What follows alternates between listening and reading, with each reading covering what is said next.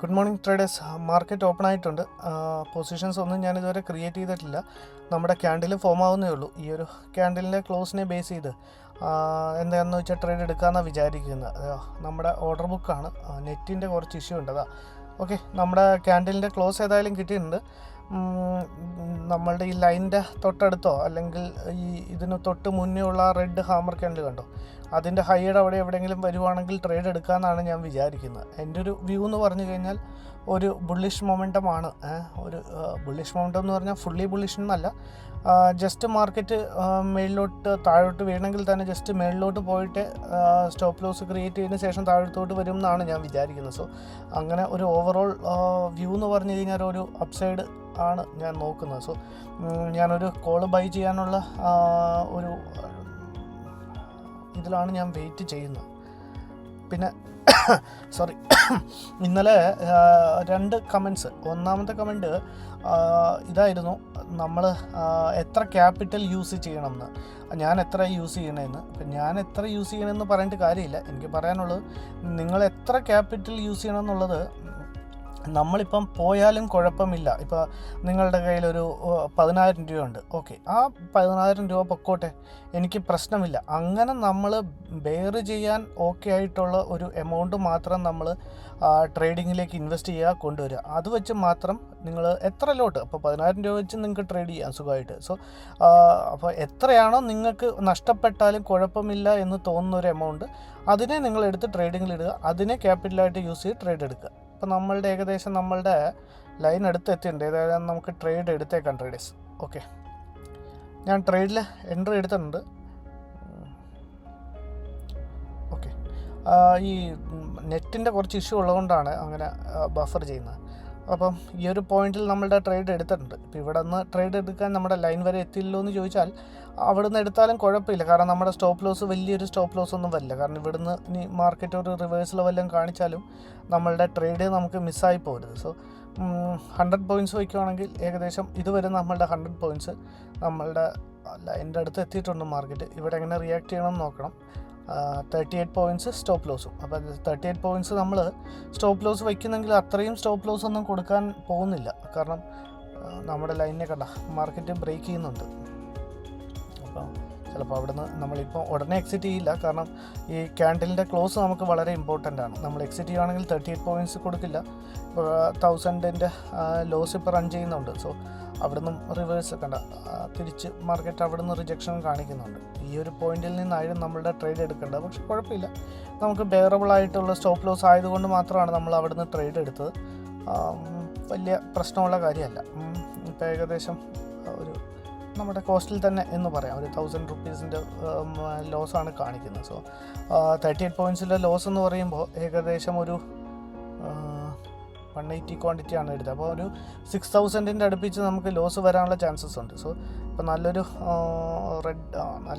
ലോസാണ് ഇപ്പോൾ കാണിക്കുന്നത്. ഒരു 5000ൻ്റെ ഒരു ലോസ് കാണിക്കുന്നുണ്ട്. ഇവിടുന്ന് ഇപ്പം നമ്മൾ മാനുവലി എക്സിറ്റ് ചെയ്യുന്നില്ല. ഒന്നില്ലെങ്കിൽ താഴത്തോട്ട് വന്ന് നമ്മുടെ സ്റ്റോപ്പ് ലോസ് പോയിൻറ്റിനെ ഹിറ്റ് ചെയ്താൽ നമുക്ക് ട്രേഡിൽ നിന്ന് എക്സിറ്റ് ചെയ്യാം.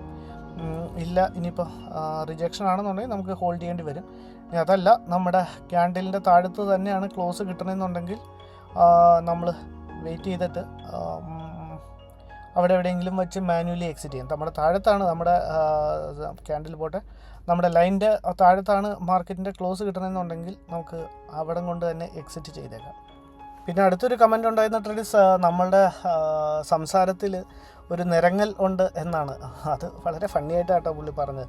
അപ്പോൾ അത് പുള്ളിക്ക് വളരെ ഒരു ഡിസ്റ്റർബിംഗ് ആയിട്ട് തോന്നുന്നതാണ്. അതിന് എനിക്ക് റിപ്ലൈ പറയാനുള്ളത്, നമ്മളെ ഈ മിസ്സൊക്കെ കോളേജിൽ സെമിനാർ പ്രസൻറ്റേഷനൊക്കെ വിളിച്ച് നിർത്തുമല്ലോ. അപ്പോൾ മിസ്സും ചോദിക്കും എന്തുവാണ് നിരങ്ങി വായിക്കുന്നത്. അപ്പോൾ നമ്മൾ ബുക്ക് എടുത്ത് കൈ പിടിച്ചിട്ട് വായിച്ചാൽ എനിക്ക് ആ നിരക്കം ഉണ്ടായിരുന്നു. സോ അതിപ്പോൾ ഇതിൽ കമൻറ്റ് പറഞ്ഞപ്പോൾ വളരെ രസകരമായിട്ട് തോന്നി. ഇപ്പോഴും നമ്മളുടെ അതൊക്കെ കയ്യിലിരിക്കുന്നല്ലോ, അതൊക്കെ ഇപ്പോഴും ഇതിലും റിഫ്ലക്റ്റ് ചെയ്യുന്നുണ്ടല്ലോ എന്ന് ഓർത്തപ്പോൾ വളരെ രസകരമായിട്ട് തോന്നി. അപ്പോൾ ഞാൻ മാറ്റാം. അതൊക്കെ വലിയ കാര്യമാണോ? എന്നാലും ഒരാൾക്ക് കേൾക്കുന്നതിൽ അതൊരു സുഖക്കുറവുള്ളതുകൊണ്ട് നമുക്കത് മാറ്റിക്കളയാം. അപ്പം ഇതായിരുന്നു 2 കമൻസിനുണ്ടായിരുന്ന റിപ്ലൈ.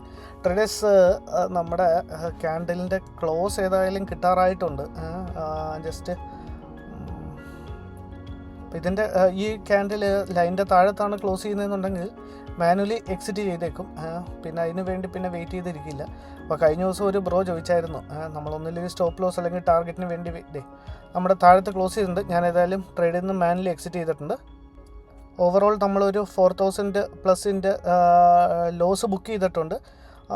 അപ്പം കഴിഞ്ഞ ദിവസം ചോദിച്ച ബ്രോയ്ക്കുള്ള റിപ്ലൈ ഇതാണ്. ഇപ്പം നമ്മൾ വെയിറ്റ് ചെയ്തിരുന്ന് സ്റ്റോപ്പ് ലോസിന് വേണ്ടി വെയിറ്റ് ചെയ്തിരുന്ന 6000 റുപ്പീസ് നമുക്ക് ലോസ് ബെയർ ചെയ്യേണ്ടി വരും. അപ്പോൾ നമുക്കൊരു 2000 ഇപ്പോൾ സേവ് ചെയ്യാൻ പറ്റില്ല. ഇനി തിരിച്ച് നമ്മളുടെ ഏരിയ വരുവാണെന്നുണ്ടെങ്കിൽ നമുക്ക് അപ്പം ട്രേഡ് എടുക്കാം. അപ്പോൾ ഏതായാലും ഇതായിരുന്നു ഫസ്റ്റ് ട്രേഡ്.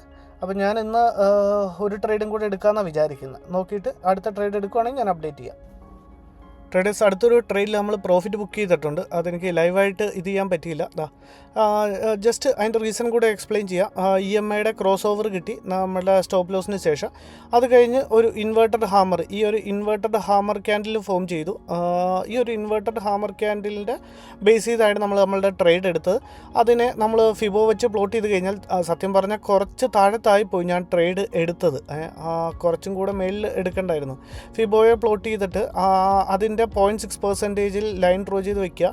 ആ ലൈൻ ഡ്രോ ചെയ്തിട്ട് ആ ലൈനിനെ മാർക്കറ്റ് ബ്രേക്ക് ചെയ്ത് സസ്റ്റെയിൻ ചെയ്യുകയാണെന്നുണ്ടെങ്കിൽ, അല്ലെങ്കിൽ ലോവർ പോയിൻറ്റിനെ ആ പ്രീവിയസ് ഹാമർ ക്യാൻഡിലിനെ ബ്രേക്ക് ചെയ്യുകയാണെന്നുണ്ടെങ്കിൽ നമ്മളുടെ ട്രേഡിനെ എക്സിക്യൂട്ട് ചെയ്യുകയാണ് വേണ്ടത്. സോ അപ്പോൾ അതിൽ ആ സമയത്ത് ഞാൻ ഈ റെഡ് ക്യാൻഡിൽ ഫോം ചെയ്തപ്പോൾ ഞാൻ സിസ്റ്റത്തിൻ്റെ ഫ്രണ്ടിൽ ഇല്ലാതായിപ്പോയി. അപ്പോൾ ഞാൻ കാണുമ്പോഴത്തേക്ക് ഈ റിട്രേസ്മെൻ്റ് ആയിരുന്നു.